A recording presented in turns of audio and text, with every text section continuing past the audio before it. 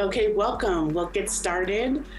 So today's webinar is on extending access to sanitation services to informal settlements. Good morning, good afternoon, or good evening to everyone around the world, and welcome to our webinar today. My name is Barika Poole, and I'm proud to be part of Rock Blue, an international NGO focused on empowering water and sanitation utilities to create healthy cities and improve lives.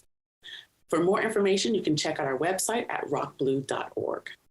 So today's topic is an important one, however, a challenging one, and sometimes ignored or avoided. And most oftentimes, many actors, public and private, and oftentimes uncoordinated. Adequate sanitation is important to our health and our environment, and is most often overshadowed by its sexier counterpart, water access. Today, we have a panel of experts to discuss these challenges, their experiences and views for tackling extending access to sanitation services to informal settlements. First, I want to turn it over for a few words to our president and founder, Peter Macy. Thank you, Barika. Welcome, everyone. And thank you to the presenters. This is a hugely important topic. For me personally, I live not too far away from the informal settlement of Kailicha, which has about 400,000 residents. And many of them do not have relatively simple access to sanitation. So it's a big deal and it impacts their health. So I'm really excited to hear from the panelists, the presenters, and also the questions that come from the audience today, and then the answers. So let's dig right in and get to the meat of this topic. Thanks, Barika. So with me, I have three experts. The first is Isabel Blacklet with Inclusive Sanitation in Practice. She worked with the government of Lesotho for 5 years. This included developing its urban sanitation, pit emptying, and sludge treatment programs. She worked on urban sanitation projects, and this involved fecal sludge management and sludge treatment in East and Southern Africa, Southeast Asia, and China. And she's worked for UNICEF, DFID, NORAD, the World Bank, and others. She has a master's degree from the Water Engineering and Development Center, and she'll be mostly speaking about her experiences in Asia. Next, we have Eden Mati, who currently serves as the Kenyan country manager for water and sanitation for the urban poor. Prior to that, she worked as a program officer in urban investments for Water Sector Trust Fund and assistant projects engineer for GIZ. She received her bachelor's in civil engineering and master's in project planning and management, both from the University of Nairobi. And last but not least, we have Priscilla Olioch, who is the head of sanitation and programs at Malindi Water and Sewerage Company in Kenya, where she has worked for over 16 years.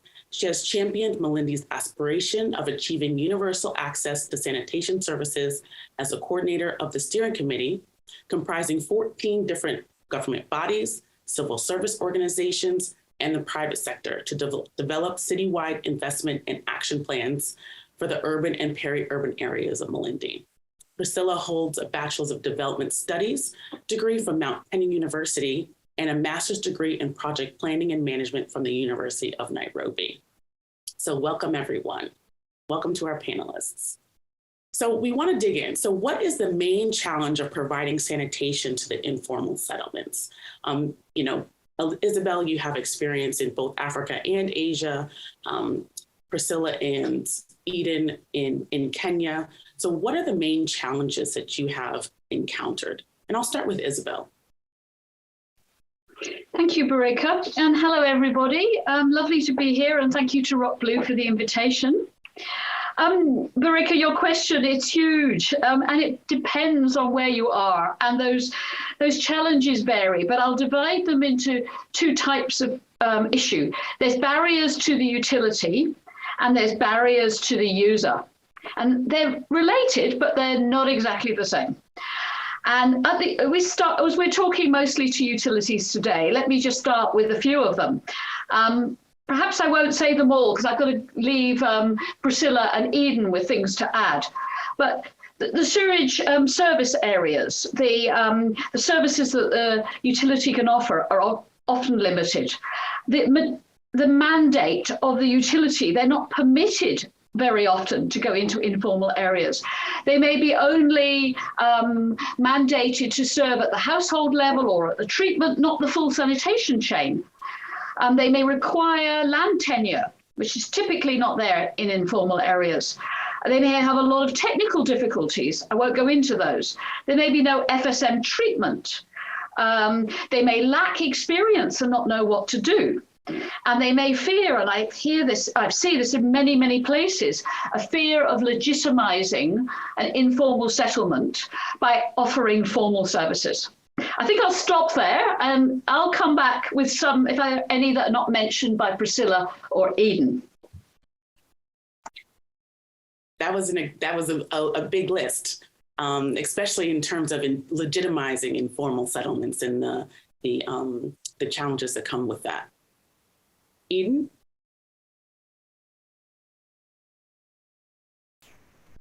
For me, I'll try and categorize that into three. And the first and the most challenging bit on sanitation is the physical planning challenge we have in the informal settlements, especially in the big cities like Nairobi and Mombasa in Kenya, where we have very big sprawling slums that are coming up every other day, and with no provision for water services and other general or essential services, let alone sanitation. So when you look at offering sanitation services in these areas, it's the first and biggest challenge would be having properly planned areas where if it's sewerage or simplified sewerage or any container-based or on-site sanitation initiatives coming in, then it is much easier to plan and take that at a scale. The second challenge we have with sanitation in informal settlements is on the sector functionality. And for sector functionality, I won't talk much about it because it's a very broad area. The sanitation aspect in Kenya is quite a fragmented mandate and role, right from the top, from the sector level, at city level, and also at the utility level. And even in terms of knowing the basic rights that they have as consumers at the very local level, we also have a lot of unclear mandates on that. And more specifically with this, there comes the issues of investment planning. I mean, taking a lot of host of various options on sanitation to scale becomes a challenge to plan investments around and also to monitor financial flows. Challenges on policies and mandates, commitments, mainly by the government, capacities of the utilities and also the private sector players in this area. And my last but not least, my third main challenge would be on prioritization. We are at a point where in most third world countries, including Kenya, we have focused much more on water than on sanitation, and mainly because the business aspect of seeing business in water is much more profound than seeing business cases in the sanitation space. So we need to tilt the scales so that we have a balance between both, because we have service providers for both water and sanitation that are leaning onto one side much more heavily. Thank you. Thank you, Eden. And so what I can see, what you said, your last point is in terms of having businesses, sanitation businesses. Do you see in creating sanitation businesses is that that's the future? Yes, definitely. That's the future. First and foremost, I'd like to say that at least in Kenya, the sanitation businesses are already set up. A vast majority of these businesses are informal. They do not have licensing or operating procedures with them. And we would like them to get to a space where they are more formalized and licensed businesses that can grow to scale. But more importantly, that there's a nexus between the businesses and the water service providers that have now a mandated role on sanitation. So in terms of sewerage, that is very advanced within the water utilities in Kenya. The gap is in the non-sewered sanitation space, which the private businesses have played a role in. We are seeing that starting to pick momentum in Kenya with varied types of businesses, sanitation businesses, from those that are fully fledged and are working across the entire value chain and helping the sanitation circular economy, but still the vast majority, and I'd say over 50% of the businesses, are still very low scale and very informal and deploying very unregulated business practices. So still a lot needs to be done. Thank you, Eden. So we'll circle back around on that topic in a bit, but I wanted to head over to Priscilla. Priscilla, what are your thoughts on what is the main challenge? Thank you, Barika, and thanks to Rob Blue for this great invitation. I'm here to represent Malindi Water in this great webinar. And I will give you the perspective of where we are as Malindi Water. You realize the challenges that we have in provision of services in the informal settlements. You realize that most of the informal settlements are at land, and this has been alluded to by the earlier speakers who spoke, that you realize that even a provision of basic amenities becomes a really challenge because of limitations in accessibility.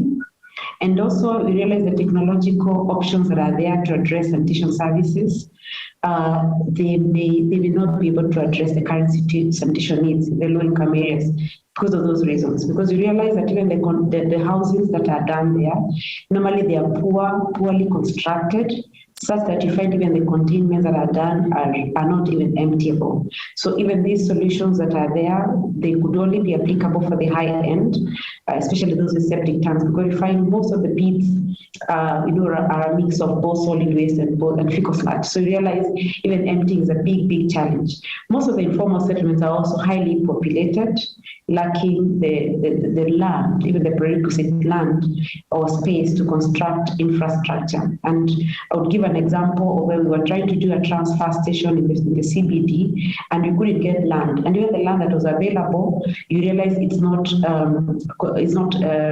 the correct one or appropriate for a transfer station. This is compatibility on land use. You realize that even any space that is left there is for other amenities, maybe like a stadium, a school, but you realize you don't have land for this infrastructure, even water infrastructure. So you realize the residents there mostly have got low income levels, even affordability of good quality sanitation services becomes a great challenge. So this is an area that we have been focusing on as a utility, looking for products that could be, that are suitable and that are affordable to the dwellers of these areas. Yeah. Thank you, Priscilla. You bring up a lot of great points: land, affordability, proper emptying of pit latrines.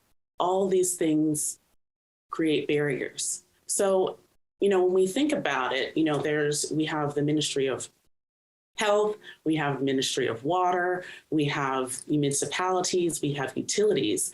So what should be the role of the water utility in the provision of sanitation services in informal settlements? When you're talking about construction of toilets, emptying and transportation, treatment and reuse, what should the role of the municipality be? The role of the water utility be in its provisions? Maybe I could go first because I'm a water utility. I'm a service provider. For us as a utility, actually we are the mandated service provider with the responsibility on planning and delivery of sanitation services. However, for us, we just took it a little bit late. We've had some front runners who have been having the sewerage facilities. But for us, in our town, we are dependent on 100% on-site sanitation services. So our great role first to begin with is awareness creation, bringing out the need for the people to know the risks that are associated to poor sanitation and the importance on them adopting proper containment, embracing safe emptying and transportation to treatment.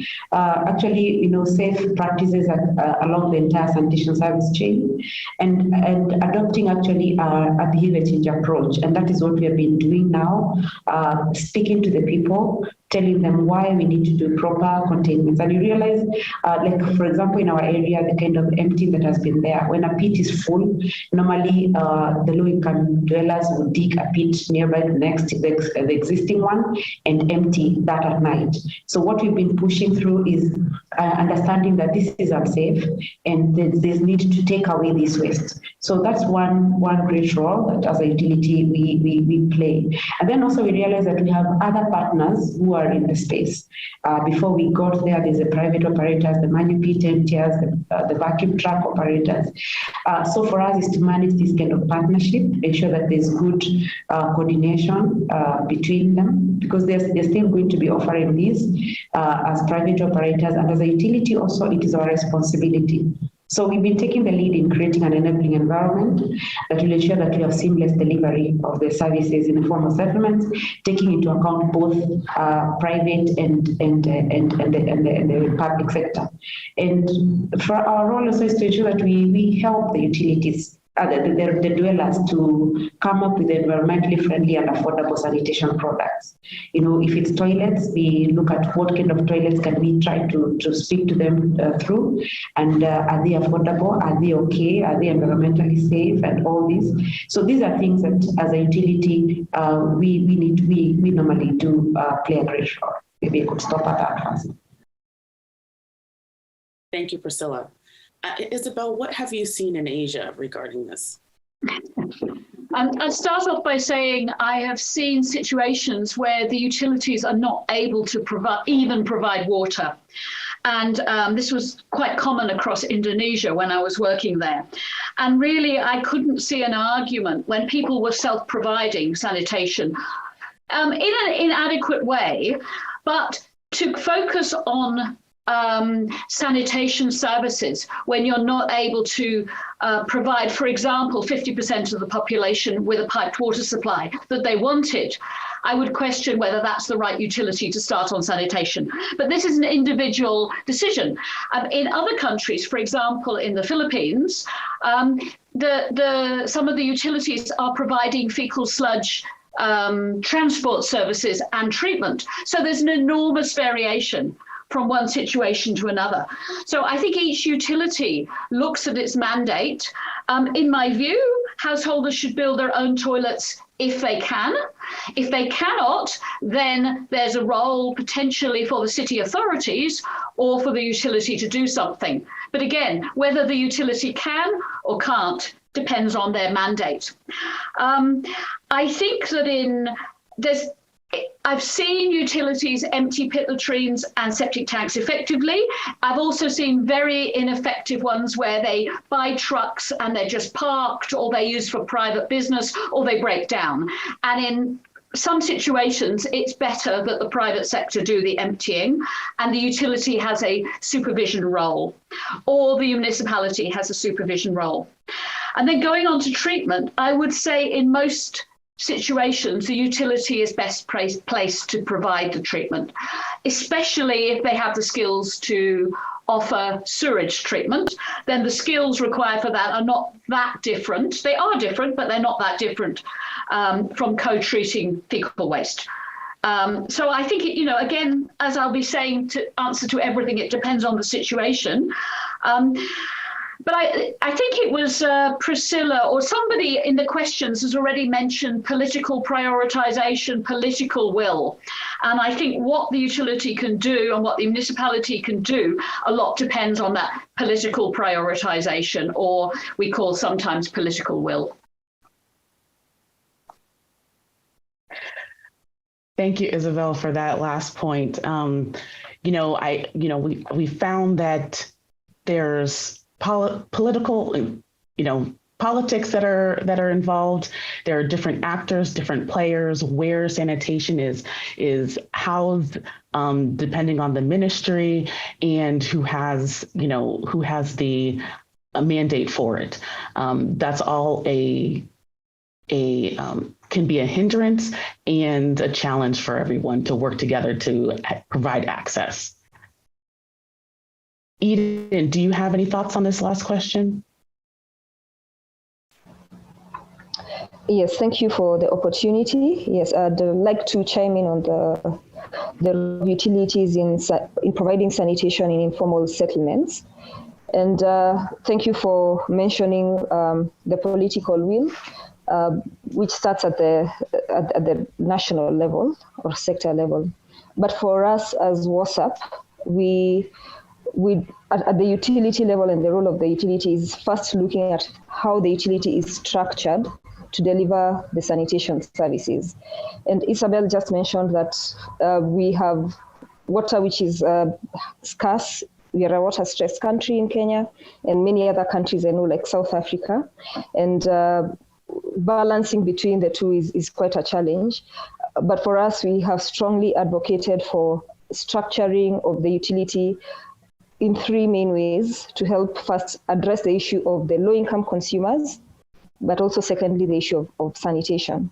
So the utilities role, first of all, is to have dedicated low-income consumer units or departments or focal persons, or however they would deem to have them named in the utility. And the reason for this is because this should be a fully fledged unit or department that has responsibilities for extending services, but also collecting revenue and enhancing customer experience in these areas. The second thing the utilities role should be is to set up a sanitation function within itself. And this is, at least in some countries that have gone ahead to give that mandate of sanitation services to the utilities have the responsibility to set up that unit or department or function, which has to be resourced and supported. So WhatsApp is quite very keen on this. Oh, Eden, you went on mute. Apologies for that. So I talked about setting up the low-income consumer function. Secondly, setting up a sanitation function within the utility, and last but not least, to enhance the role of the utility in these informal settlements, there needs to be a framework for working with the private sector players at whatever level the private sector players are, whether they're the big private sector players or small pit emptying businesses that are doing it manually. There needs to be structure around how these functions are, or how the utility is delegating some of these functions to these private sector players. And I think when you have the three, an outlook on the three approaches on the utilities role in supporting these services to the low-income consumers, then everything else starts to fall in place. So you have space to now look at what needs to be addressed at a city level or at a national level in terms of regulation and in terms of policy. But for first and foremost is structure. With structure, you'll understand your need, understand how the market is working, and also see how to work within that sanitation market economy, because it has a lot of potential.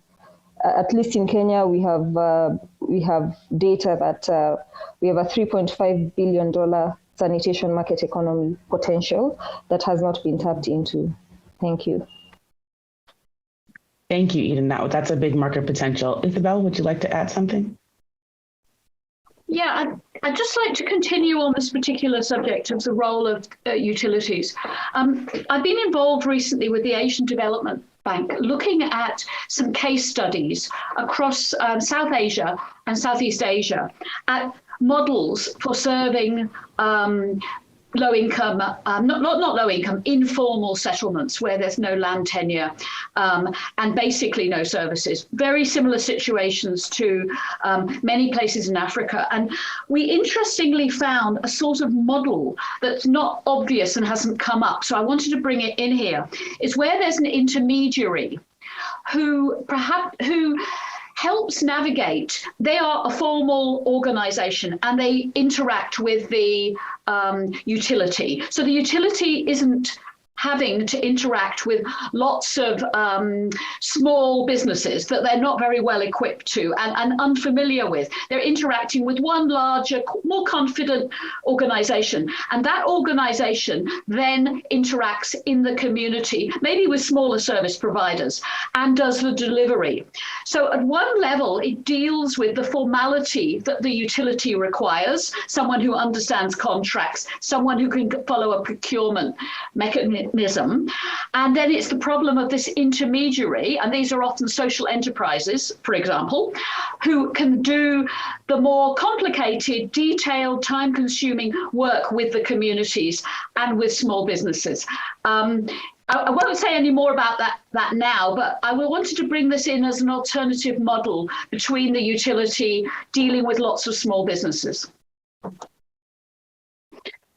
That's interesting, Isabel. And I guess I do want to ask the question, is this, and I know this is possibly an ongoing project, but is it working? Is this something that... Oh, these are lots and lots of different models. And some of them are very large scale. I mean, there's one in the Philippines that I think is working across 16 different sites and cities. So these are not isolated small projects. We didn't want to look at isolated situations. We were looking at where they've gone to scale. I can give more information later, and I've got some pictures. I'd like to share them later, but. Isabel. Priscilla? Oh. Priscilla, did you? Yeah, yes. Actually, I wanted to agree with Isabel. I think I like what she just said. Yesterday, actually, where I'm in Mombasa now, is that we are applying for some funding under the Upscaling Basic Sanitation for the Urban Poor under the Water Sector Trust Fund. And what was being pushed through was, ensuring that the households have good toilets, they're able to access good sanitation. And one of the questions one of the participants asked is, what is it for us? Why are we getting into this as utilities? Where do we stand to benefit? And, we're telling them it's not a must that as utilities, we are the ones who are going to drive this service.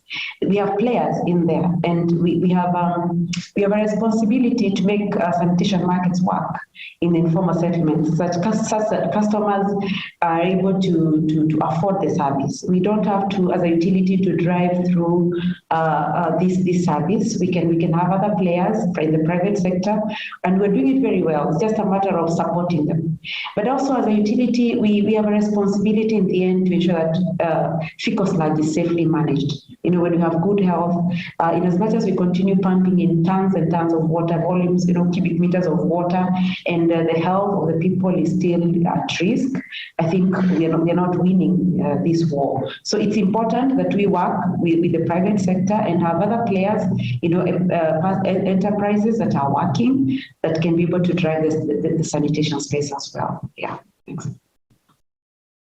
Thank you, Priscilla. Eden, did you have a comment as well? Yes. I wanted to respond to Isabel's proposition on having an intermediary to bridge between the utility and the private sector, and preferably a social enterprise. And she's mentioned some of the countries where this is being trialed. And I thought it is quite an interesting approach. And it's something that we have been having discussions in the water sector in Kenya. About 2 weeks ago, we held a large sector forum in Mombasa. So Priscilla was amongst those that were in that forum. And one of the things that was suggested then was seeing how to perhaps have this intermediary, because you'd have so many small businesses in a location, in a city, and having all of these just work with the utility becomes a challenge. So one of the things that has been happening in Kenya for the vacuum tank operators, so we have this vacuum tankers or trucks that haul, so in the past they were under one umbrella called the Kenya Septage Association, and we were thinking perhaps of having something similar for the mechanized and manual pit emptiers, and putting them under an umbrella, which again becomes a link between the utility and the businesses. And very interestingly, we had participation by the Kenya Private Sector Sanitation Actors, KEPSA in short, which is now looking into expanding towards being the umbrella for both the vacuum tankers as well as the pit emptying businesses. And we had a very interesting discussion with them and with the sector players from the regulator, from the ministry, and with the utilities that were present.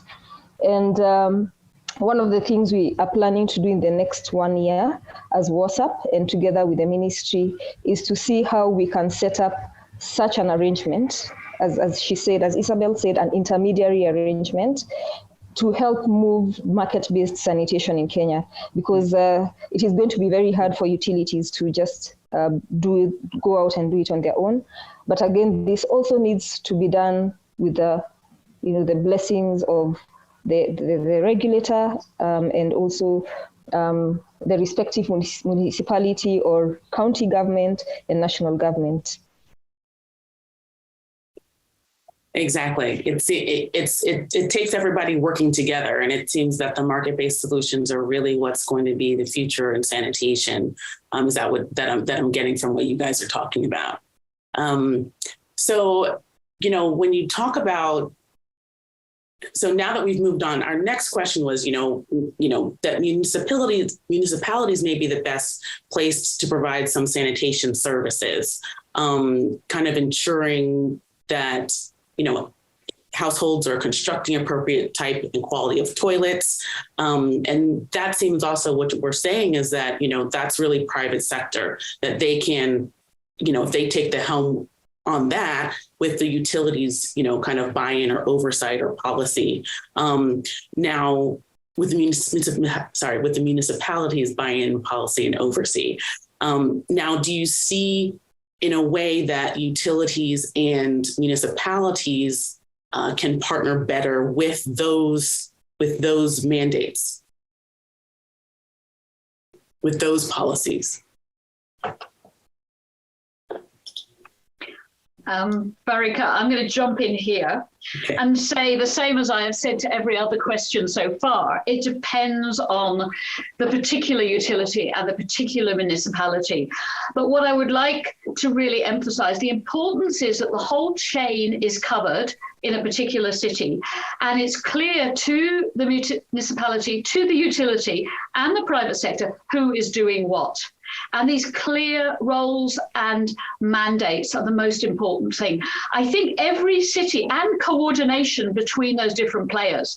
I do think the situation is either very different in many situations, depending on what that municipality's capacity is. If they are doing no sanitation at all, and they've got no mandate around that, they've got no staffing, it might be better that it's done through somebody else. But for example, I'm working with something in Siem Reap in Cambodia. And what we find is that one of the roles of the municipality is licensing all sorts of people. So they're going to take on the role of licensing the vacuum truck operators. So they become formal businesses. And that's a really natural thing for them to do. They put their hand up saying, we do this and we need it done. So it's not logical to give that to the utility in that case, but it is for them to take it on. And I do think that this varies a lot from place to place. I agree. There's many different models. Go ahead. Yeah, I wanted to jump in and look at our municipality, and you realize, as I said earlier, as a utility, we don't have the kind of infrastructure or investments, especially in land, and the municipality would be the owners of the land in the municipality. And what I think they should do first is to set aside spaces for sanitation infrastructure development, and not only spaces but with motorable roads. I know of a case where we were given some land to do a fecal slag treatment plant, and we're already thinking of, do we do a road first before we start the FSTP?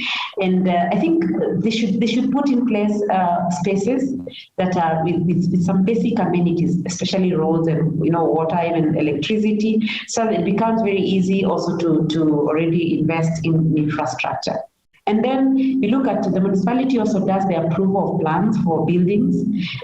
They need to play a big role when they're approving buildings, that buildings have got good containments, and ensure that it's complied with, especially during construction, because they're the ones who do these inspections once in a while. So I think they should be very, very proactive in approving plans, policies, technical options, and even technological designs that support safe emptying of the pits. So I think the municipality has a great role. Again, also the inspectorate staff that is domiciled in their area, they should be properly trained on compliance of and enforcement of FSM and solid waste laws. You realize people throw in a lot of solid waste in the pits.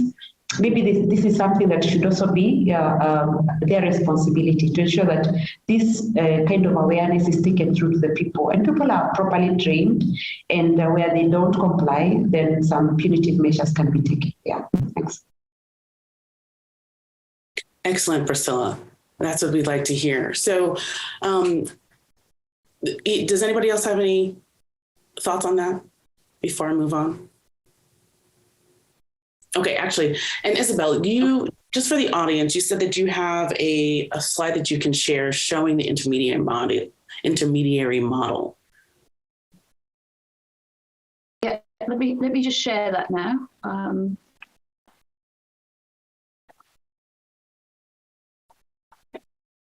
Let me put that on slide share. Can you see that? Yep. Okay, so this is actually using a water model, but it's very similar for sanitation. So you have the utility or the city, again, who's best placed in that particular context. You have the intermediary, and then you have the customers. So this is a particular example from Chattogram in Bangladesh. And you have the city corporation working together with the Water and Sewerage Authority. And the intermediary in this case is called SJP. And they are linked to an international NGO called OAV, Water and Life. And SJP offers services directly to households, and I can show you how that works in some pictures, and also to the community. So when you're looking at an informal settlement, it may be, in some cases, possible to deliver the preferred services to the household level. And in this case, it's piped water through a shared meter cluster. Again, I can show you how that works. And also to the community. And it may be a shared tap, or it could be shared sanitation facilities. It varies. So this is just a generic on the other side diagram of how OAV have set this up in Bangladesh and in quite a lot of other places. So you have your local utility and a bulk water meter, and then your intermediary comes in at this point here. I'm not sure if you can see under here. I've moved this. So the intermediary pays the local utility for the water at scale through a bulk meter, and then they divide up the individual services and they bill the customers individually. And this is all done in informal settlements. Okay, is that clear how that one would work? Sorry, I didn't have time to put a sanitation picture together. I did all this in a big hurry this morning. That's okay. It's clear. It's clear. Thank you so much. I'm just going to show you here. So here we have, this is the water. This is an example from the Philippines where these are the clusters of water meters. So it comes in from the utility. This is the mains water meter. And then these are the individual water meters all together. And then the services go through these pipes to, and if you look at this picture at the bottom, you can see a very dense informal settlement, very familiar to almost all of you in terms of density and what they look like from the top. No space, no one's got any space. Right, I'll stop sharing. Thank you, Isabel. That was a great pictorial. So just to shift a little bit, so sanitation services to informal settlements are mainly based on-site or networked. So how can water utility get revenue from each service delivery? Well, billing would be a challenge. And this is kind of, touching on what you said before, using an intermediary, but what are your thoughts on that? Priscilla?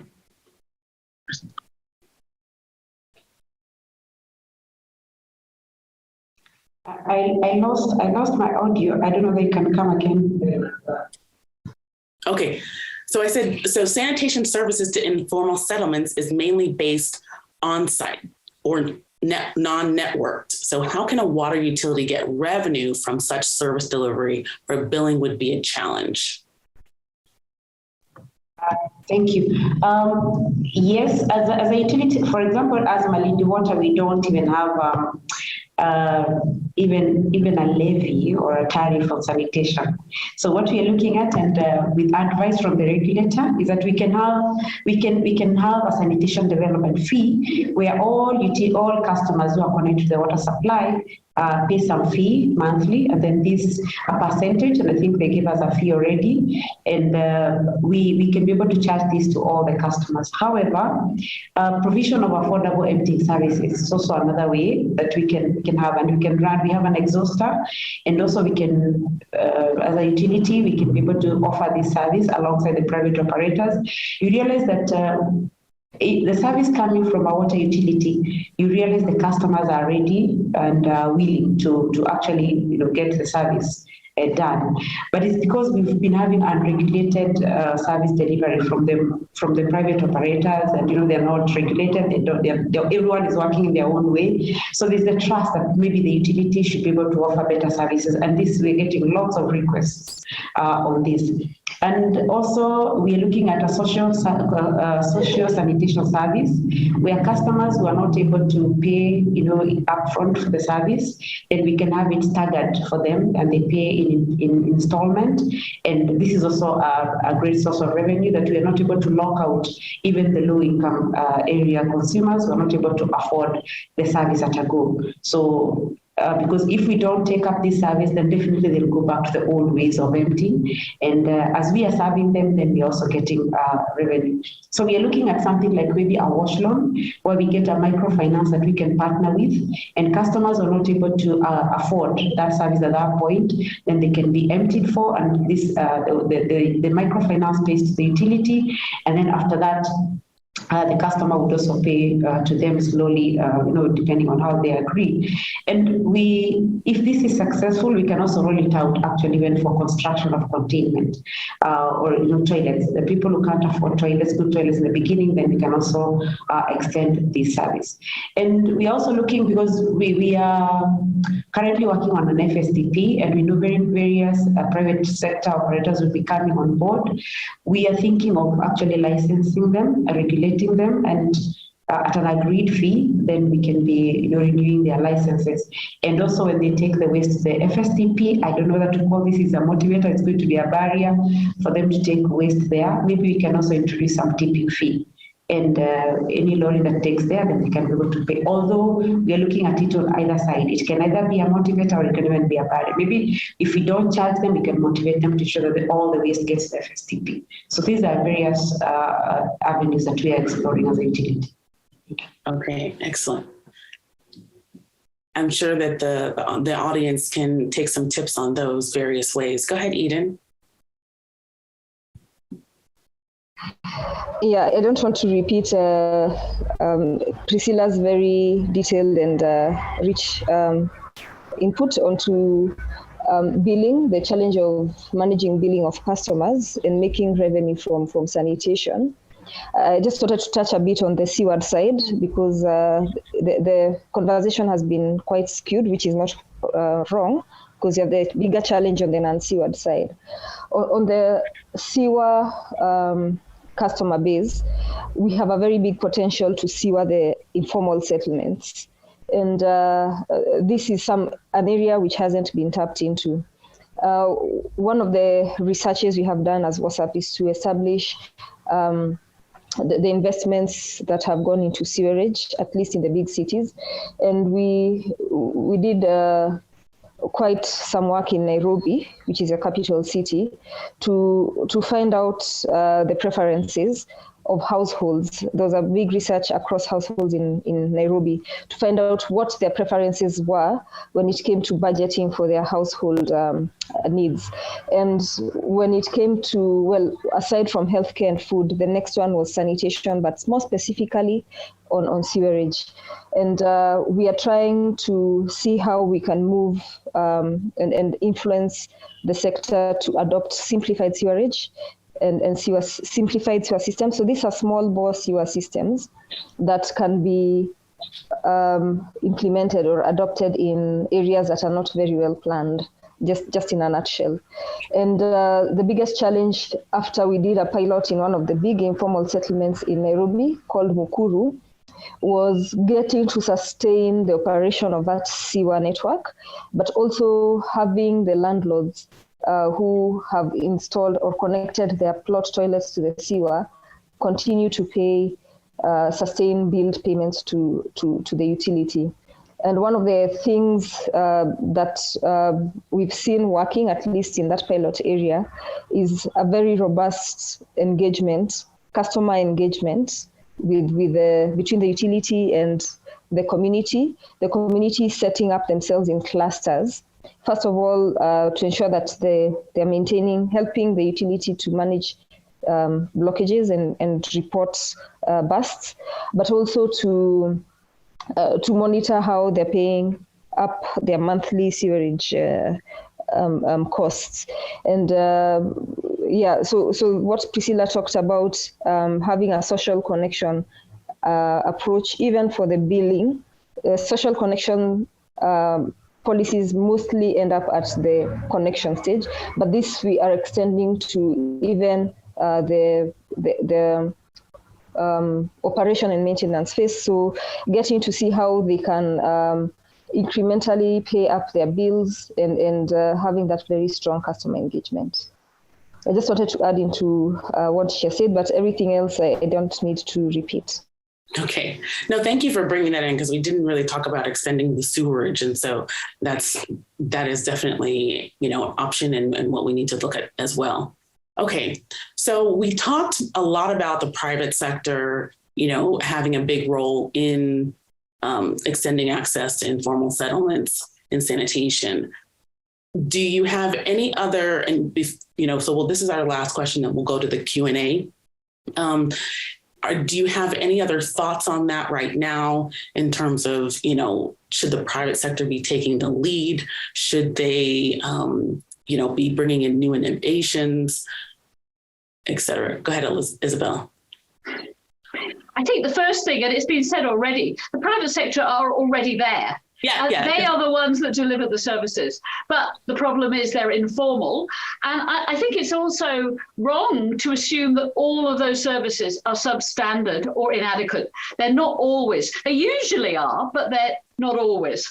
And to imply that we've got to come in and bring some new system in, very often that creates resistance, even violence and aggression by those who are serving at the moment. So working with the private sector who are already there to improve the level of services can be a very constructive approach. One of the common problems that the private sector have is having to bribe officials to be allowed because the trucks are unlicensed, so they're trying to go and dump somewhere. The traffic police stop them. And on the whole, we have found that the private sector operators, for example, with emptying, would prefer to be legal and formal, if there is some benefit to them. And the first benefit they usually talk about is having something that they can show and not be a cause of rent seeking and bribery. So that's one thing. That's just one area.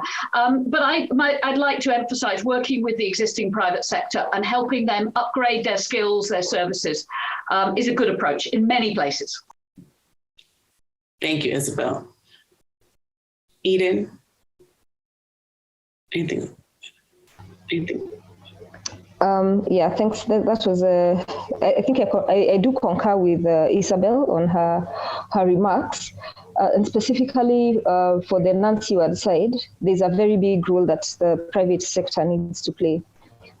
First, I talked about when I was talking about the structuring of utility services. We have yet to get utilities to that very lower level of getting into emptying, transport, disposal, and perhaps even the reuse of whatever has been treated. And that, again, we see through the WhatsApp lens as taking away the utility from their core function of dealing with the customer. This is where the private sector needs to come in strongly and play a very significant role. But having, like a partnership arrangement or a delegated or permitting arrangement between the utility and the private sector player.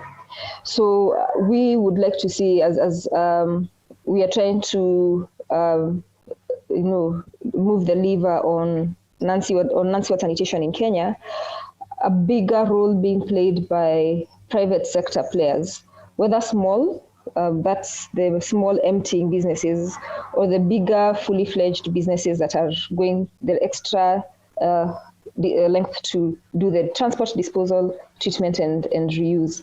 I think that all needs to be within that umbrella so that the utilities, again, have a role to play in ensuring that services are going down to the customer, but as well as the private sector will be making profits and revenue from being engaged. The utility is also part of making that profit and revenue. They're also meeting their performance requirements on.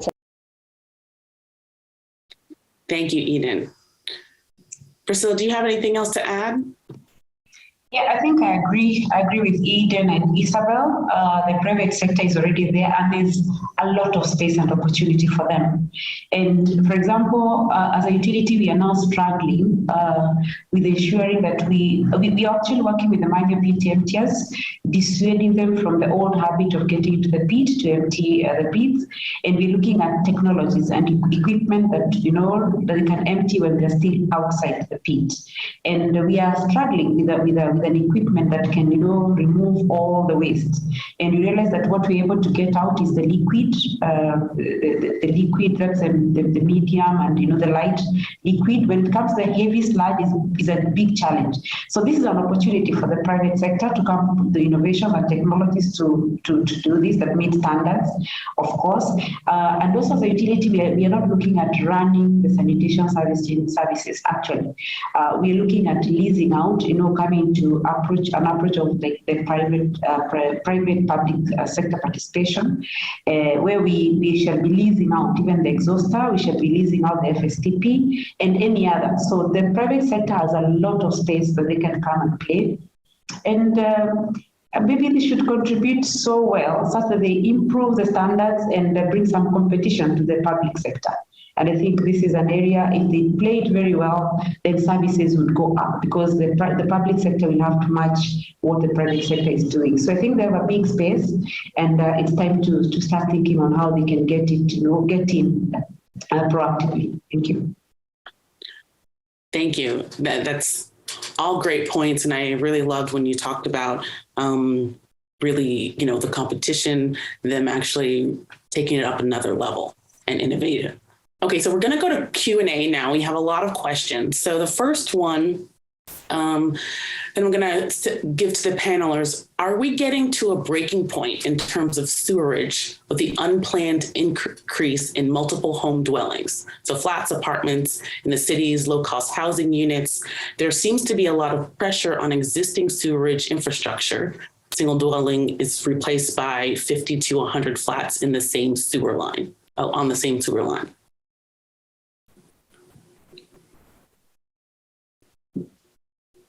So Eden, can you? Okay. If I understand the question, apologies, I can't read it on the chat box. I was actually looking for it. The question is seeking to understand if we are getting to the tipping point on the capacity that or the volumes that the sewers can handle. Yes. And yes, that could be true, especially for very old housing estates, which are now being, there's a lot of upward conversion of these estates to multiple dwelling units. And we are seeing that pressure, and there's evidence all over with burst pipes and all that. And this just means one thing for the utility, that they need to, that the utilities that are doing sewerage need to have that foresight to have planned and seen and done that population expansion planning and have investments to expand that. However, we know that the utilities usually do not have that source of investment with them, and this needs national government and IFI intervention in terms of expanding sewerage. On the other hand, as much as that holds true, the city is also expanding outwards to the peri-urban areas, and these areas are largely not sewered. And what we are seeing is still our sector institutions and government being more a lot of investment going into sewerage. I think the upgrades, upgrade existing sewerage systems, but again look at areas where there's already existing sewerage infrastructure that is underutilized. How do you get that last mile connectivity onto those customers, even as the utilities are thinking about the non-sewered sanitation aspect? I think it's going to be a balance between the two, a lot of replanning of these dense or high conversion areas into and looking more into how the sector can look into upgrading. Thank you, Eden. Yes, definitely. If you're going to overwhelm your sewer lines, there's going to be an issue. So that definitely needs to be looked into upgrading. Priscilla or Isabel, do you have a response, or we can move on? I'd say that the only place where I've really heard this problem repeated time and time again is Zimbabwe, and it does always come up. I think one problem where this has happened is because no other type of system have been allowed. And for example, requiring multi-story dwellings to put in decentralized treatment work. So if I look at Phnom Penh in Cambodia, they're not saying that housing development or a multi-story dwelling is allowed to use a public sewer. In that case, there aren't any. But they're saying, in future, we're not going to build sewers for you. You must put in an ABR or a packaged plant and deal with the waste yourself as part of that development. So there are alternatives there. But that takes some political will by the government to say, we're not providing it, you must do it yourself, and then to ensure that that is done. But there are alternatives. Thank you, Isabel. So the next question is, do the panelists agree with the fact that there needs to be a move away from sewer sanitation systems to open up the more non-sewer innovative technology that allows for a toilet solution that is desirable to both informal and formalized settlements in an urban context?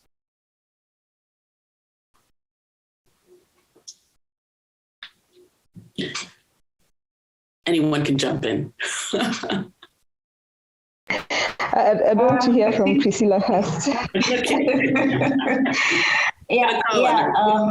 know Eden will add because she has alluded to a meeting that we were with last week, I think 2 weeks ago, with the regulator, where it was agreed that as a country, we are not able to achieve 100% sewerage. And it has been agreed, and it's very, very possible that sewerage may only cover about 40%. And 60% will basically be on non-sewered.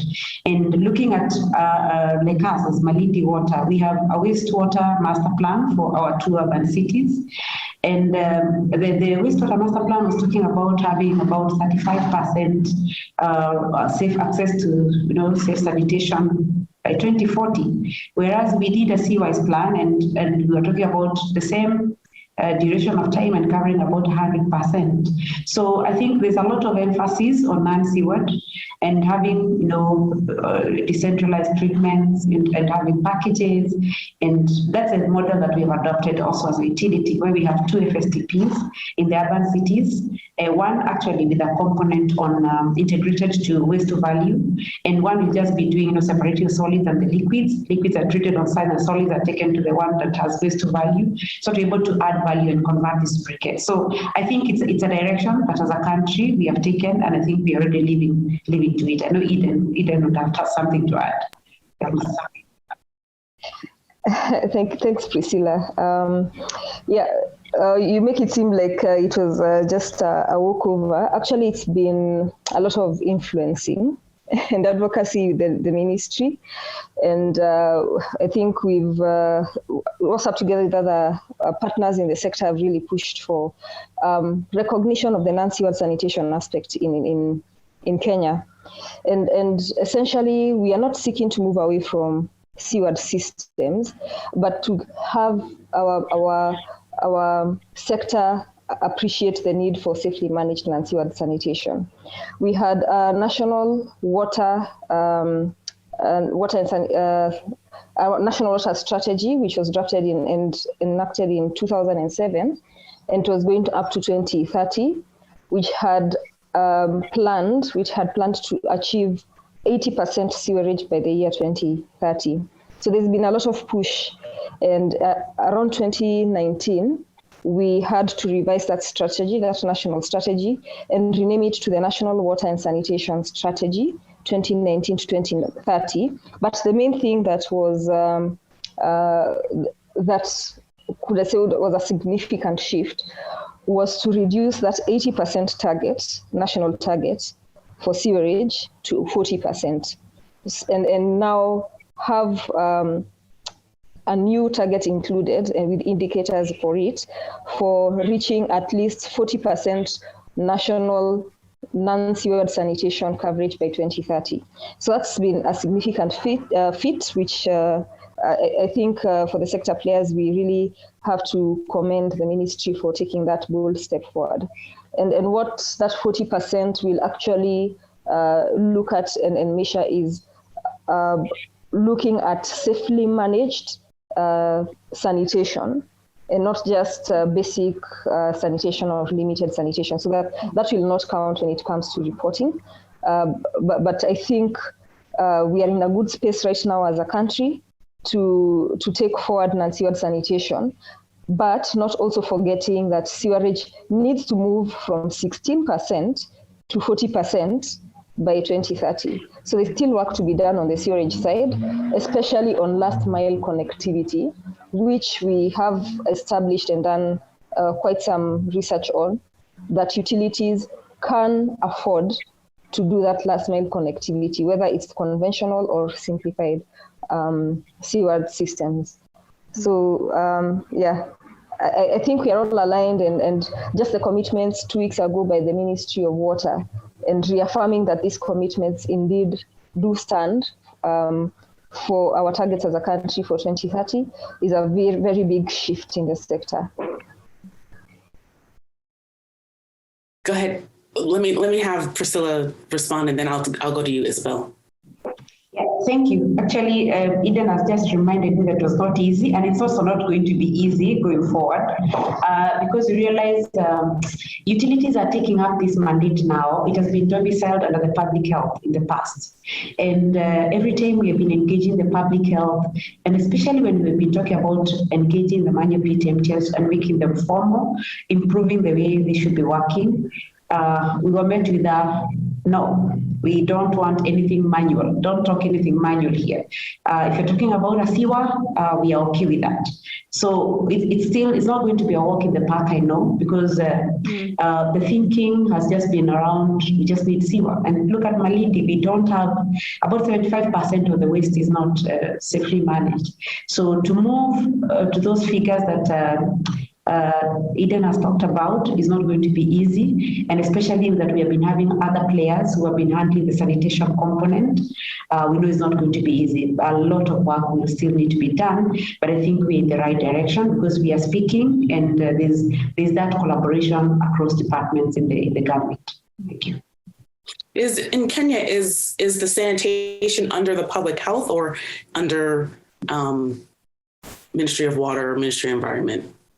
It just moved the other way. I think even the ministry, correct me if I'm wrong, Eden just rebranded late last year to embrace sanitation. So even actually at the county government level where our utility falls in, we still don't have a department within the water sector that is handling sanitation. Sanitation at the county level is still under the public health. In as much as the ministry, it has now moved at the national level, it has moved to water. So there's still some confusion there that needs to be cleared. And that is why as a utility, we are trying to push for our space, but at the county level, we're still chalked that it's not yet at other water side. Yeah. Okay. All right. Thank you. Isabel? In general, across most of the world, there is a need to put more focus on non-sewer sanitation, but we mustn't go overboard and give out a message that non-sewer sanitation will solve all of the problems. And I fear that some people have been doing this. I really liked what Eden and Priscilla have said. It's about balancing. It's about the right solution for the right part of the town.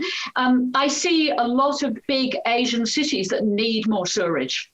And the problem has been that they continue to rely on on-site sanitation when they have got multi-story buildings and they're very dense and there is no space for on-site sanitation. So I think it's exactly it's great that we have a solid example from. Oh, Isabel, you went on mute. We've got a solid example from Kenya as to what Kenya is doing. And this is what countries need to do. They need to do both, not go in one direction or another. But historically, it's very true that many countries have put far too much focus on sewerage. And now's the time to get that right. Thank you, Isabel, for that PSA. Thank you so much. Okay, so the next question is it observed that vandalism of the infrastructure, such as public toilets, water connections, et cetera, provided by the government, is also an issue in sustaining the water sanitation services in low-income settlements? And if yes, how can it be addressed? Oh, I want to dive into this one. The government of Indonesia's response to serving low-income settlements was to build public toilets. Just build them, only build them. So they built them, and there actually was an acronym which everyone reinterpreted the acronym to a monument to the public works department, because they were never used as toilets. They weren't used for anything, and they kept building them and building them. So the answer is yes, that happens. But at the same time, in the same country, we saw fantastic examples where there was community engagement. Again, you had these social enterprises involved in working with communities to produce shared facilities. And one of my notes as I was preparing for this seminar was, it's a very critical question whether a shared facility can work or not in a country. And I've worked in countries where it's not worth discussing them. They will never work. I've worked in other countries where if they're done in the right way, they might work in informal settlements. And in other countries, they are definitely the right answer. But they will never work without that community engagement. And with that community engagement, bringing the stakeholders on board, in every case that I have seen personally, the vandalism is not such a problem. So the takeaway is you definitely need community engagement and you need collaboration. Eden? And a situation where they can accept shared facilities, which is not everywhere. Right. Eden?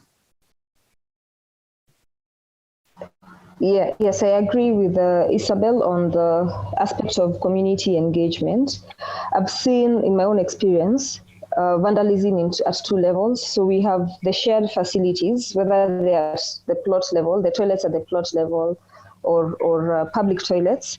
And that's where the aspect of the community comes in. So when they manage them, they are the ones who look out for their security. However, the bigger problem in the informal settlements is now that the infrastructure that is in the public spaces. So you have a lot of sewer manholes that have manhole covers with metal rings, and you have even for water infrastructure, you have a lot of fittings that are valuable in terms of scrap metal, and that is usually what is vandalized.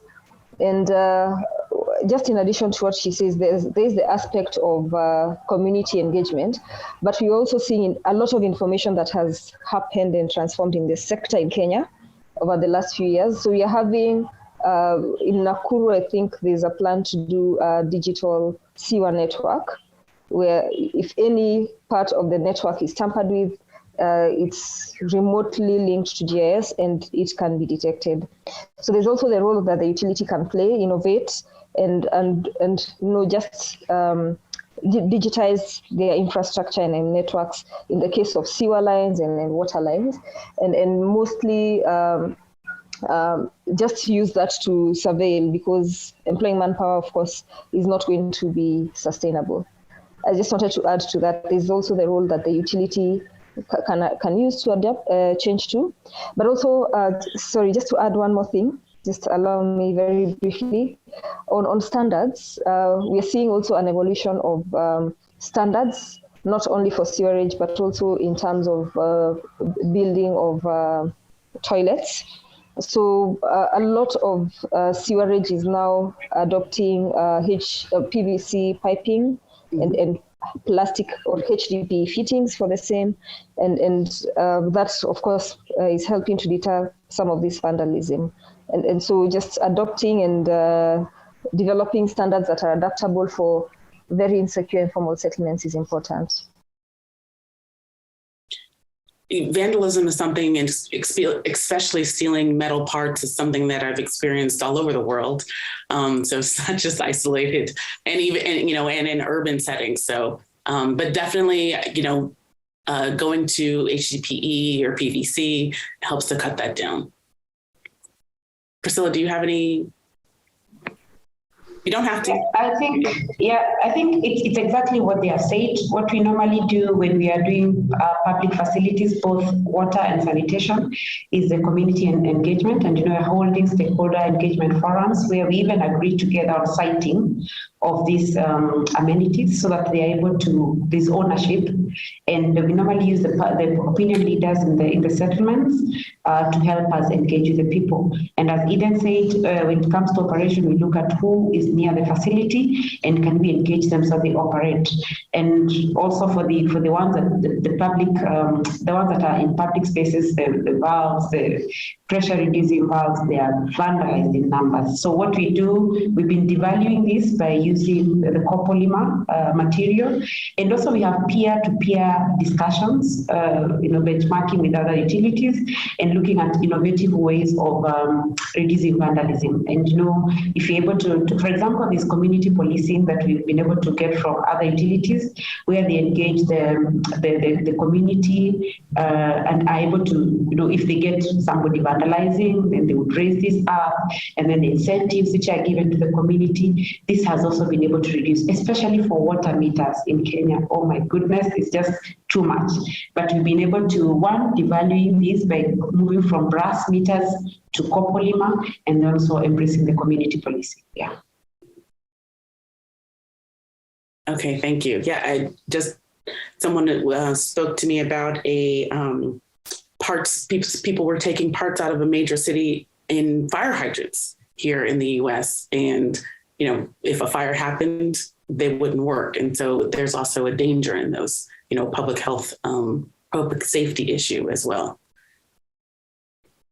Okay, so the next question we have, are single-lined or unlined pits the best option when not having a space or financial or the finances to construct a septic and soak pit systems?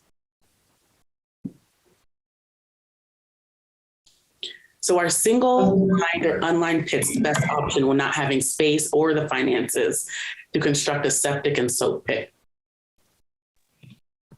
For us, we've been accepting lined pits and the conservance tanks, and we can do even small ones, even 5 cubic meter. We've done this for the low-income areas because even our tank, we'll be able to exhaust about 6 cubic meter per trip. So for areas where there's no space, we can do very small ones. And then we've been looking at also scheduled emptying, partial emptying, embracing partial emptying, so that it doesn't have to be a very big pit. So this is acceptable for us, yeah. Okay, so you have a threshold on the size. Eden? Yeah, when it comes to the issue of space, how we look at the sanitation options for these communities in the informal settlements is to look at what would be adaptable for such a situation. We have an option of container-based sanitation, where you have a containment. There are various designs and options that are in the market, and this can be placed within the household in areas or in situations where there's totally lack of space within the compound. And this definitely will help manage that very low level, the lowest level of the sanitation ladder, and prevent people from, I don't know if you know what flying toilets are in the slums. So putting their waste in a paper bag and throwing it over the roof at night. So yes, there is an option for that level of low-income inhabitant who has totally no space for that pit. So yeah, we have various people doing this in Nairobi. We have Synergy with Fresh Life Toilets and others who are also in this space. Okay, great. I would only add a consideration of the soil quality, the ability to the permeability of the soil and the groundwater situation. And if you can put a pore flush pan or a ventilation pipe on the pit, it'll be a lot better than the traditional pit latrine. Yeah, and to add the designs that we have also, we can have a pit below the superstructure and just have an opening on the side for emptying purposes. The question was single lined or unlined. I would say we don't go for the unlined. We encourage fully lined, regardless of the size. It can be small. You can do it below the superstructure and have an emptying wall, but not unlined because of the contamination. And also areas where the water table is very high, this is also quite a risk of contamination. Okay, great. Thank you, Priscilla, for the clarification. So the next question, barriers to safe sanitation for women would be considerably magnified in the informal settlement context, and knowing what is important to women in those areas would help to define better, safer, more relevant services. To what extent do you believe utilities are thinking about or integrating gender issues in service provisions?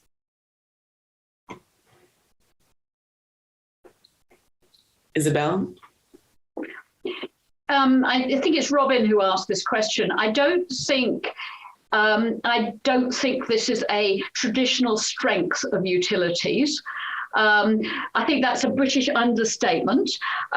So I think it is an area where quite possibly some intermediaries that are motivated around services for women might actually be better placed in some cases. And that certainly is happening in certain places. But it's an area that needs emphasis, Robin. There's no question about that.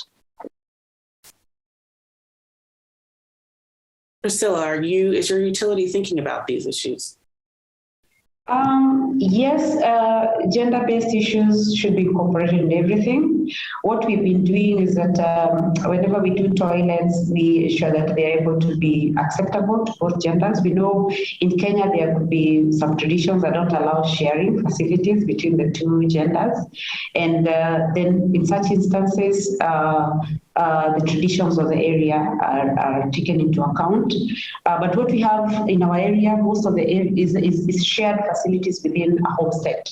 But what we've been advocating for is a household takes at least a unit for themselves, because these are people who know one another in a particular household, and they can use that facility, as opposed to having one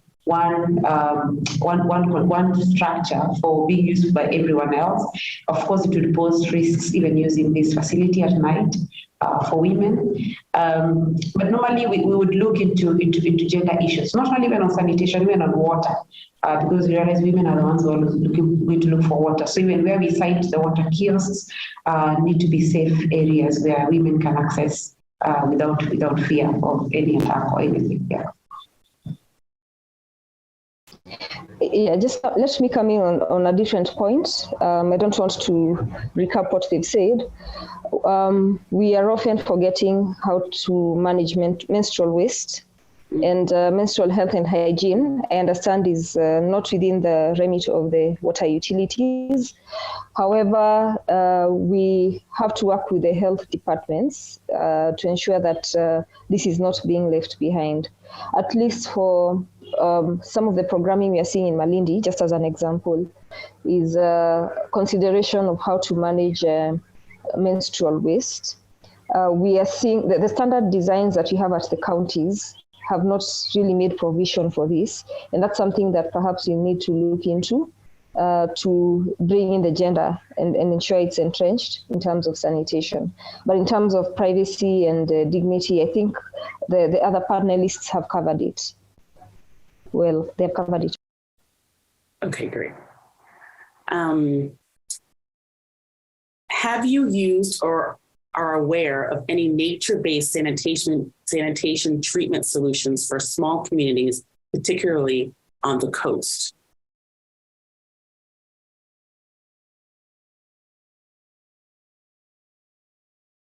Eden. Maybe I can let. I just wanted to say that some of the institutions I know in the coast are they're called what? The constructed wetlands are being used in some of the big establishments, hotels, especially at the coast. But for the low income areas, I think this is something that needs to be established. We have decentralized treatment facilities in Mombasa. I think a few have been set up with support from the Water Sector Trust Fund in the last 2 to 3 years. And just seeing how adaptable these are in the point of not really having them as conventional treatment systems, but integrating some of those nature-based solutions. Yes, they do exist, but explicitly for constructed wetlands for low-income areas, I don't think they do, but this is in the case of Mombasa. Priscilla can advise on Malindi. We don't have an experience in Malindi. I think what you just talked about is what is being done for the hotels. It's only the hotels actually in Malindi that have their own waste treatment facilities. For the low income, no, we don't have. But we are open to. We know there are some private investors who have been visiting for decentralized treatment facilities, and I think we are open to that. We did one in a school, and it's working very well. I can't remember the kind of technology that was being used, but we did one for a school in 2009, and up to now it has not filled up. So it means it has been working. Yeah. I'd like to add to that we did quite a lot of this in Indonesia, in informal settlements, or let's say low-income settlements, and we would use an anaerobic backfilled reactor would be the technology. These are really just multi-compartment septic tanks. There's no energy or no electricity required and no mechanical equipment. And then combine that with some form of reed bed or a constructed wetland for the effluent. And that is it's a robust and simple to operate system. Yeah. Okay, great.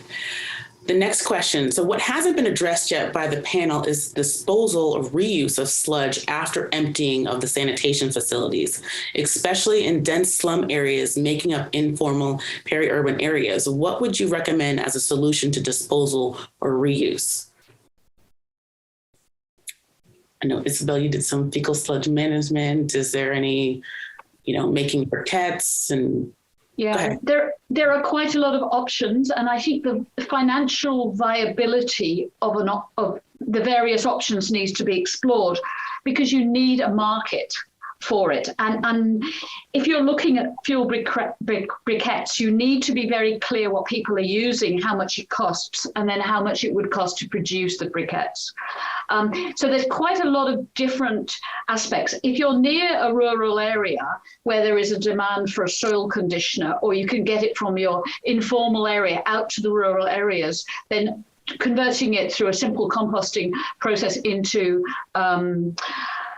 a soil conditioner can be viable. So again, it depends on the specific economics and which of the options are the most viable for that particular context. And there's quite a lot of examples around of ones you could consider.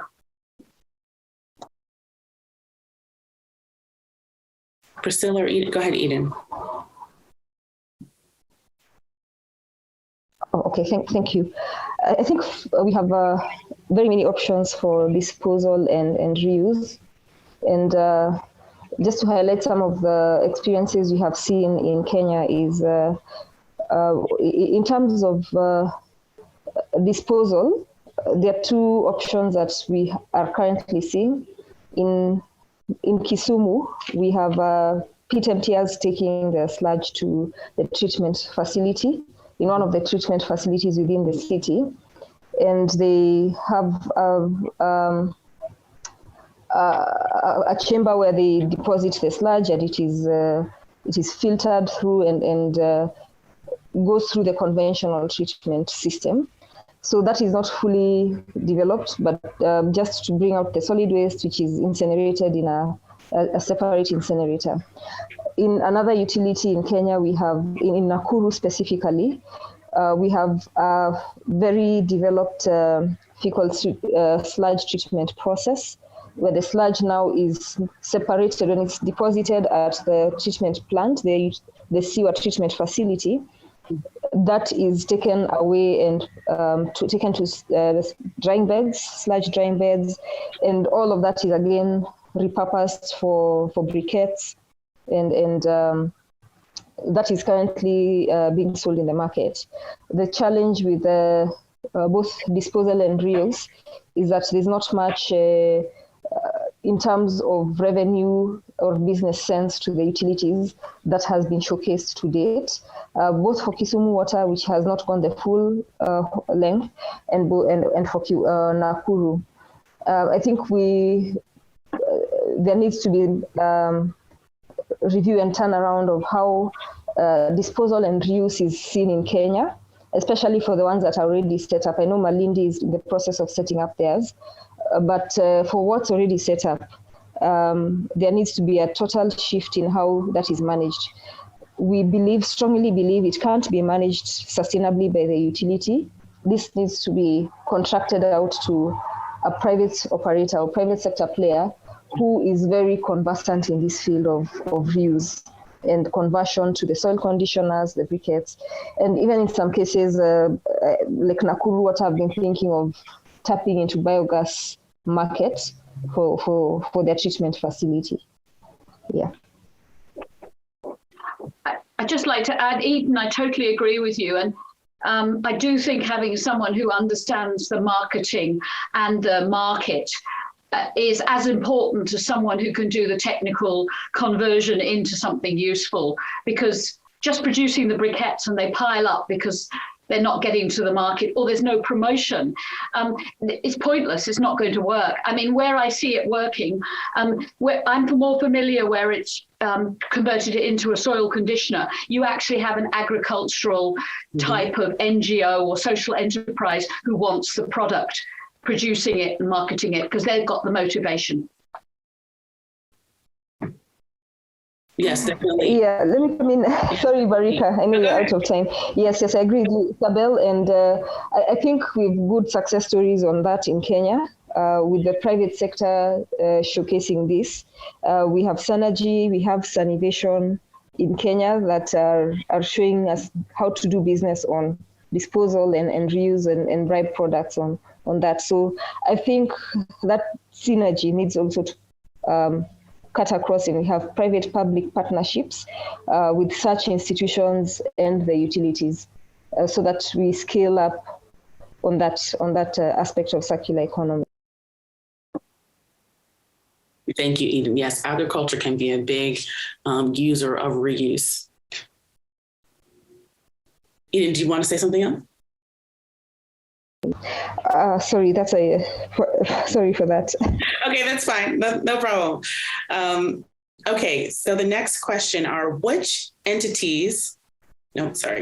without land tenure in the informal settlements, how do you convince households to take a loan for construction of sanitation facilities? Priscilla, if you can address that. I can go fast. Yeah. These utilities already, these households already are having a house, and they have invested in as much as it could be private land that has got an absentee landlord, and maybe they have squatted on that land, and they're still constructing. I'll give you an example. A long time ago, we never used to do water connections to households that have squatted on private land. And in the end, we realized that the service is required, because if the government or the owner is not sending them out of this land, then why would we continue, denying them the service? And that's what has made us. And as much as we don't do quite a lot of investments, but we've been able to still serve them. So, and we've seen them coming for water connections, and it's not cheap. If they can afford a water connection, surely they should be able to afford a good toilet. And I think Eden has also talked about the social connection policy that we have, and we are now working on a social sanitation service policy, so that we, in as much as we give them the social connection policy for connection to water, then we can also give them this particular service. And we have players, microfinances that are interested. For Malindi, we have especially the savings and credit cooperatives willing to do this. We have two who are willing to partner with us and give this service to the people, because they serve these people in as much as they're not on their land. Yeah. Yes, Barika, can I just follow on Priscilla? Yes. I wanted to give an example of something we are doing in Nairobi, because helping Nairobi Water to extend services in the informal settlements was a big challenge because of land tenure.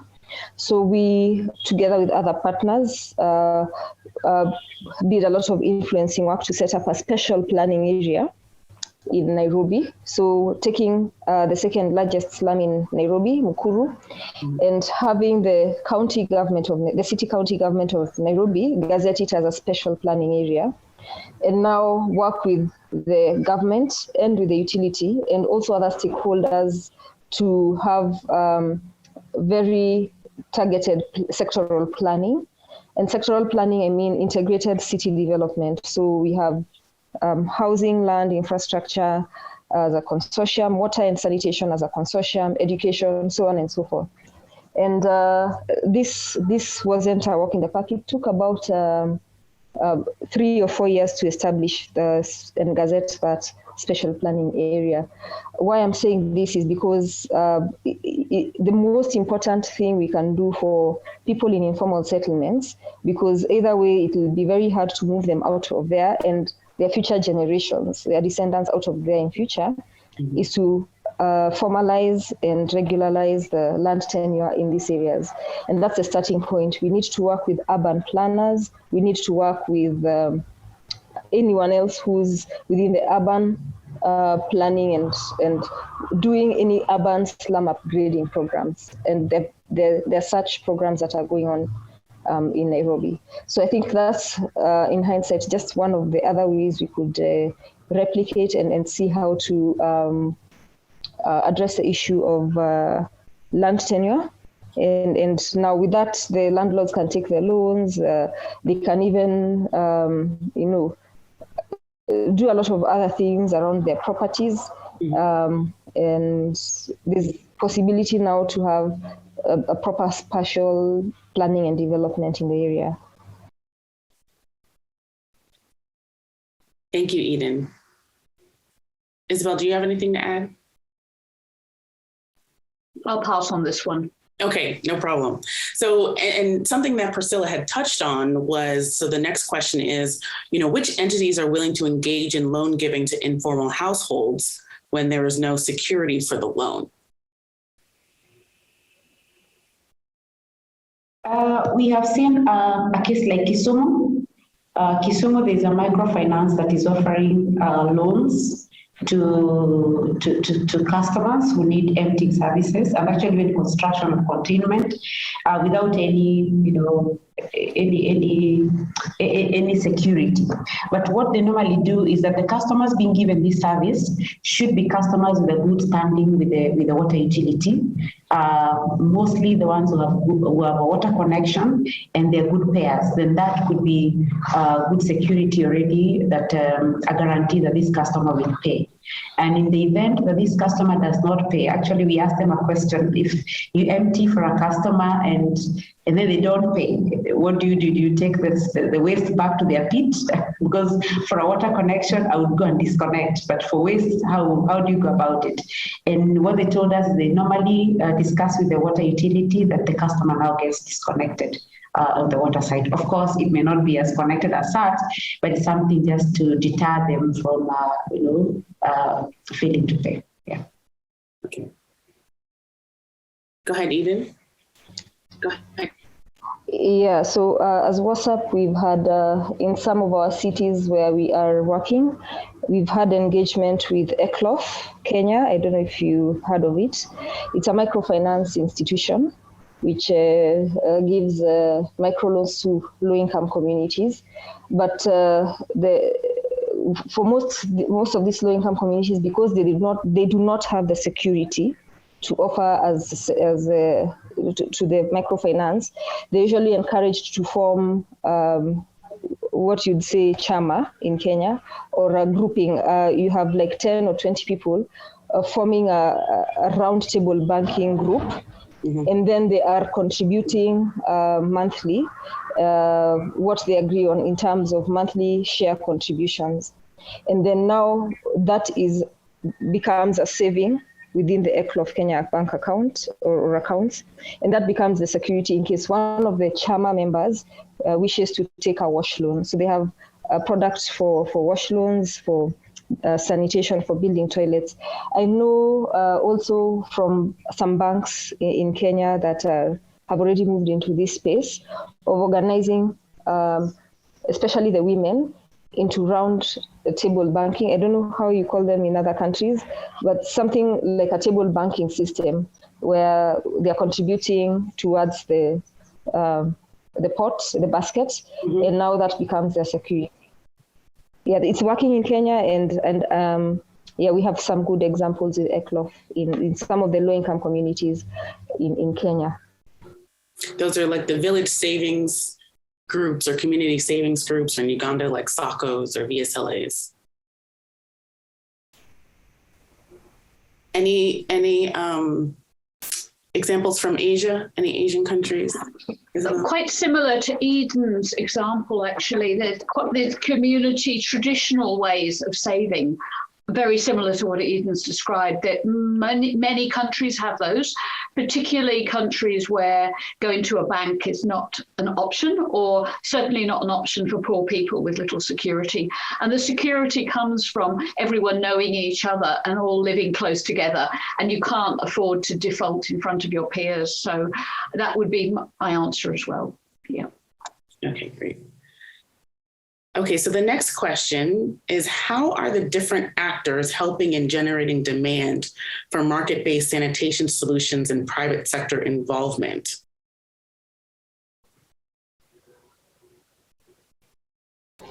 Come again, please. Okay, so how are the different actors helping in generating demand for market-based sanitation solutions and private sector involvement? And then a follow-up, or what are the promising business areas for the private sector across the sanitation value chain? So, what are municipalities, what are utilities doing, to generate the demand for the market-based sanitation solutions? And then, the areas you did mention, could be agricultural, could be briquettes, could be, in terms of their value chain.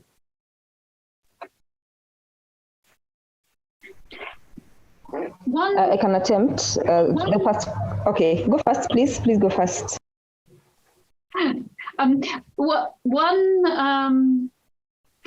One partial answer is that it sometimes surprises me that products aren't available on the market. And one example, I think most of you will have seen the blue plastic Sato pan, which is something very, very simple. It's it can be a manual pour flush, or it can be just a liner for a pit. It comes in various forms, and it's only a few dollars. And they're made of PVC, and they can be manufactured locally, and they're just not available on some markets. So it's almost like it's rough concrete or expensive ceramic, and there's no intermediate product that is quite a simple, attractive solution that's affordable in many cases. So I do see some of the international agencies bringing these simple products in and trying to encourage innovation where they see gaps in markets. And I think at a local level, any sanitation actor that sees a gap in the market, that there isn't something clean and that they hear about it from elsewhere, can contribute to encouraging retailers to sell these simple products. I mean, it's a very small example. Go ahead, Eden. Thank you, Isabel. Go ahead, Eden. Yeah, I think for me, the main actors in the sanitation space, in the market-based sanitation space, are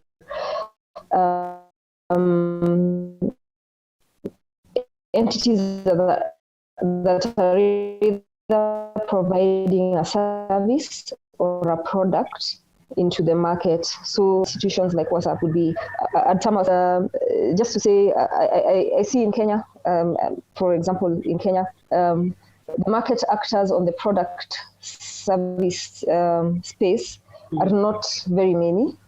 At the top of my head, can mention about 3 or 4 of them that are either producing briquettes or making fertilizer or producing biogas. And the challenge is mainly, I think, the amount of money needed to set up, the capital intensiveness of the setup of such businesses. And across the board, for all the 4 actors I'm talking about, I won't mention them by name, I believe none of them has broken even to date. None is at break-even point. And why is that so? Is because the market is not catalyzed. We don't have a very balanced market in terms of demand for these things and their supply. So I think we need to work on the market systems aspect of it, the market development of this. And for that, we need to look at who are the key people who can unlock that. So we have definitely the government that needs to play its role in enabling licensing and just an enabling operating environment. But also we need to help or see who are the actors who can help on the financing side, whether to putting more effort on or putting more financing into developing the demand or the demand side of the market, or enabling development and scaling up of the products that are being given. So now on the other side, we have the actors that are on the sanitation service side. So we have the utilities and we have the small scale and big scale MTRs and transporters. So they also have a lot of other issues that can be addressed with enabling regulation and policy, but also with also getting the market ready. We have a very big bottom of pyramid ready market in Kenya. I talked about $3.5 billion potential. And this is data from last year from a toilet board coalition study that was done in Kenya. And you can imagine that is untapped. And that's because there are a lot of missing or moving pieces that are not aligned. So I think we as WhatsApp, we cannot do everything on our own.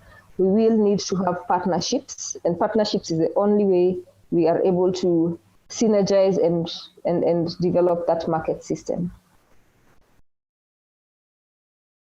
Thank you, Eden. That is definitely an untapped market. So, and as you said, the products, you know, the private sector product company have not broken even, but the services are profitable. No, they're not. Services aren't profitable. No, I don't think so. Okay. Priscilla can confirm. Is your emptying business, the service side of sanitation, is it profitable yet? I doubt. I've not seen it in Kisumu and Malindi and Nakuru yet. The trials that we are doing, we have not been able to break even at all. But I think we need to do some social mobilization and a lot of awareness for our people to understand the need. First of all, that there's a need to ensure that we have safe sanitation for all, and it's basically the right thing to do. Then when we bring in partners, as Eden has talked about, that we're able to support them, and for them for the products to be taken up. I know the uptake has been very low because most of them come with pilots of projects subsidized, such that by the time the project is ending, then the scaling up becomes an issue. I think there's need to have a process that is a bit smooth from a project based to now transition into the real thing. Because for us, we are running a project now under the Transform Challenge, that's the Unilever based funded project. That we know we are running lots of subsidies at the moment, and we know once the project is over, uptake now to the real costs, it will be a great challenge. So we are still far, and I think something needs to be done. Yeah. Okay, so the next couple of questions are also on financing. So what source of financing are the utilities exploring on matters of sanitation?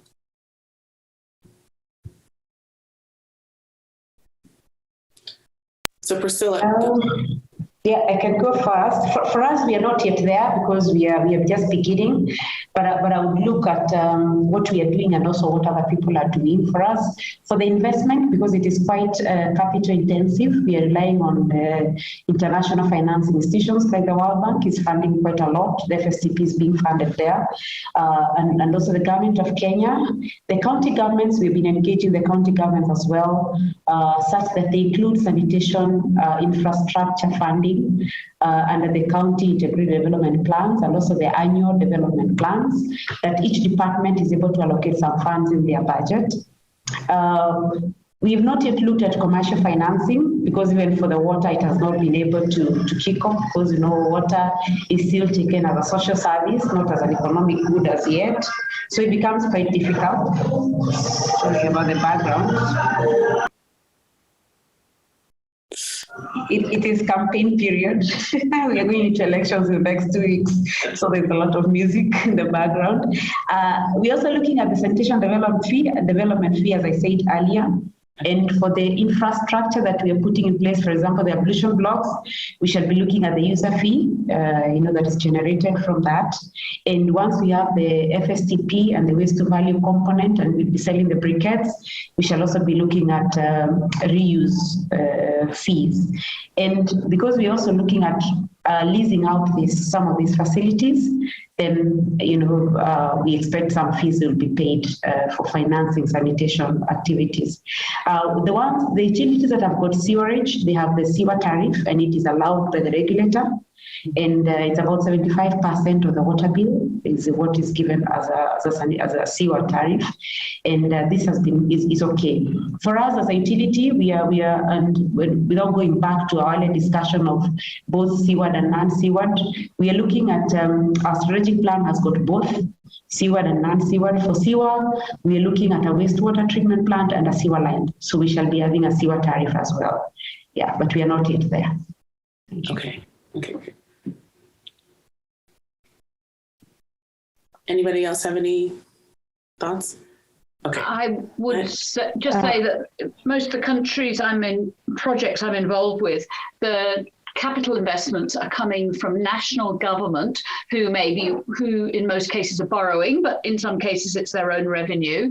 And the expectation is that the operation and maintenance comes from user fees, and if developed, a little bit of co-financing from sales of reuse products, but usually that's just to keep the reuse ticking over. So it's mostly a push to get users paying for their own operation and maintenance costs. And that's challenging. Thank you, Isabel. Eden, you had something to add? Yeah, just to add an aspect that hasn't been captured. Priscilla elaborately talked about sources of financing from tariffs, from taxes, that's the appropriations from the national and the county governments, from transfers, so those are the 3 T's, so transfers, taxes, and tariffs, but we have a last one, which is trade, and trade means own source revenue generation. We are not yet there with the utilities in Kenya, at least not now, but it's a very, I believe it's one of the areas where utilities can sustain their operations and scale up of sanitation services. And trading just means working through the private sector to sell these sanitation products and services. And mainly because services will be anchored within the utilities, how do you again make sure you're capitalizing on the products that these delegated private sector players are offering? So how much of that is coming back to the utility, and through that channel of trade, that could be a source of a very big revenue stream for financing sanitation, both for utilities and for the private sector. Okay, great. Cost sharing is important. Okay, the next question is, so we have 5 more minutes. So the next question, 2 questions. With customer paid sanitation services in informal settlements where customers are paying a regular fee for a service rather than an occasional payment, what have you seen are the key factors in achieving high rates of customer payment and retention?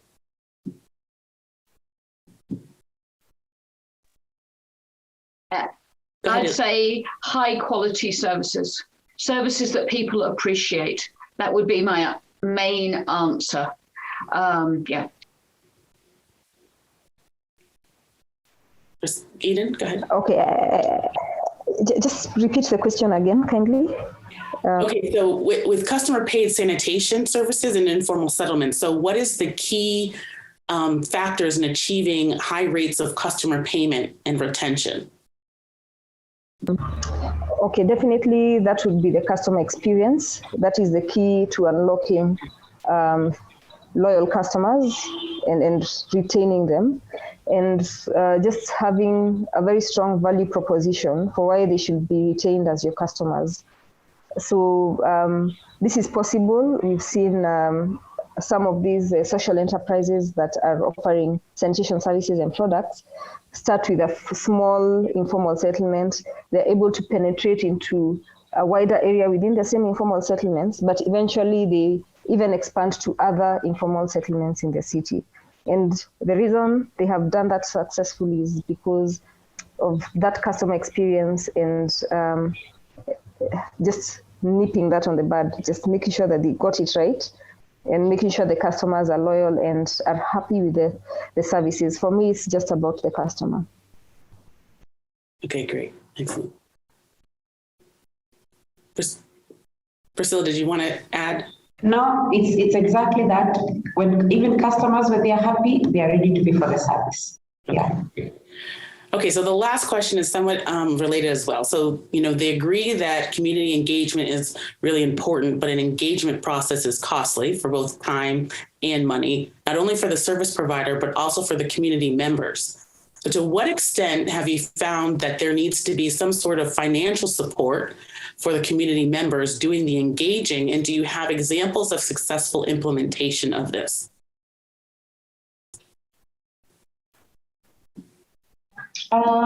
If I could go with our case, we do this, although most of them are project-based. And whenever we are doing the budget for the project, we normally allow some allowances for the participants, especially the ones, the key opinion leaders who have to be there in the meeting all the time, and also for logistics, hiring maybe some tents, if you have to do outdoor, or hiring a hall, and basically supporting the meeting. It is expensive, yes, but very, very necessary. We realize if you're not able to engage the community from the onset, even doing a simple water pipeline and they know that they need the supply, normally would run into lots of challenges. And also you want the community to support you and also offer their labor. In as much as they're going to be paid, but they need to have some organized way of engaging the community, because every project normally it would come with some benefits from direct or indirect to the community.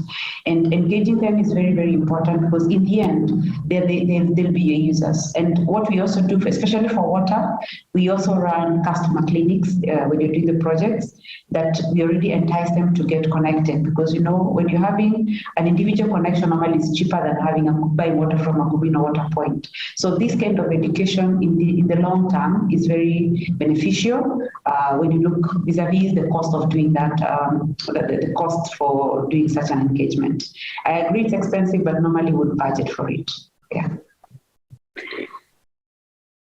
Oh, Barika, I'd just like to add the comment that without that cost, and of course I agree with everything Priscilla says, you could end up wasting 100% of the project. And you look at it in those terms, the cost is not that great. The examples I gave about the monuments to public works in Indonesia, they were complete waste of money because they didn't spend that extra percentage on the community engagement. Thank you. If I could add quickly, I know we are running out of time, but the engineering training that we got is that you have a design, you have money, go and do the pipeline. But then you realize that infrastructure you're putting there, if it doesn't have that social support, and actually nowadays we even have sociologists who are attached to projects, so they're able to speak to the people as we are doing the project. I think that is why we used to lose very many big and nice projects, but we wasted all of them. Yeah. Eden, any last thoughts? So any last thoughts? Go ahead. Just on the same issue of financing community engagement, that is critical. You cannot engage the community without financial support, but also it has to be very well structured. In that you segment what in some of the projects, in most of the projects you have done as WhatsApp is segment the community engagement process. So you have the community leaders engaged separately and perhaps meeting on a regular basis, not as regular as perhaps landlords would meet, and as frequently as business players or business people in the community would meet. So segmenting that, and again, just investing in the time that they're spending to come and listen to your project, to come and do focus group discussions and all that. So for me, the community engagement aspect is to help plan the project through the focus groups, as I said, and to help in the delivery of the project.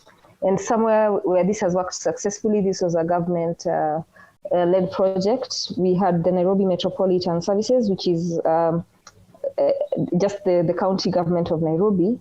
And they had a program called Kazi Mtaani when we were doing a sanitation project under the SPA program I talked about. And the community engagement went further into giving out work, the construction work, to the community members to actually dig the trenches for the simplified sewer backfill and all that. They only brought in labor for the specialized labor skills, and to date that has been very effective in the utility liaising with the community on managing the sewer system. So it is critical that you invest in community engagement from planning to execution and also during the monitoring phases of the project. Excellent, Eden. That is a great point to end on. Thank you so much, Isabel, Priscilla, and Eden, for a very engaging webinar and discussion. I think people will find it very helpful. Thank you everyone for attending our webinar today, and please look for announcements for our next webinar, which will be in September. Thank you and good afternoon.